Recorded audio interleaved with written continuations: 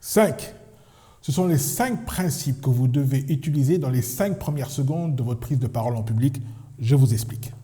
Bonjour, je m'appelle Boubacar Ba, je suis expert en communication et coach personnel et j'organise très souvent des séances de formation sur la ville de Dakar. Les 5 principes que vous devez utiliser durant les 5 premières secondes de votre intervention, les voici. Le premier principe, c'est ce qu'on appelle avoir des gestes ouverts. Évitez quand même de pointer du doigt ou d'avoir des gestes fermés, ce qu'on appelle des gestes autistes. Allez vers lui. Le deuxième principe, c'est que si vous pouvez, si vous avez la possibilité, faites un geste de marcher vers votre auditoire sans pourtant donner l'impression que vous allez lui foncer dessus. Vous allez donner l'impression que vous êtes prêt à discuter, à échanger avec lui, alors que votre corps est plutôt en train de vous demander de faire le contraire et de marcher en arrière. Troisième principe, c'est de regarder le fond de la salle.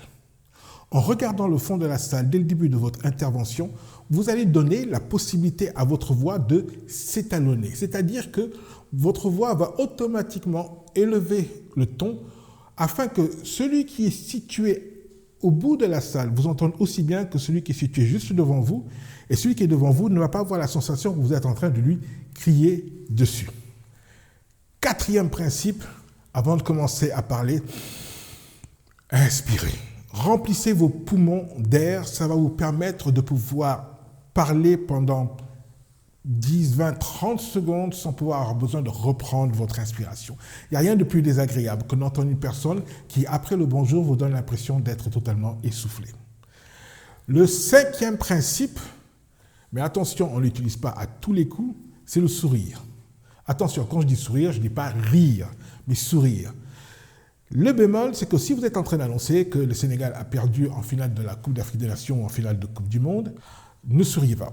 Ça ne va pas prendre, on va considérer que voilà, vous n'êtes pas du tout patriote, en tout cas vous n'êtes pas solidaire du deuil national. Mais par contre, si vous êtes dans une occasion où la situation n'est pas grave, les informations que vous avez données ne sont pas des informations négatives, rien n'empêche de sourire. Ainsi, si dans les 5 premières secondes de votre intervention, vous ouvrez votre gestuelle, vous évitez de marcher en arrière, mais plutôt d'aller vers votre auditoire, vous fixez votre regard au fond de la salle et laissez votre voix porter jusqu'au fond de cette salle.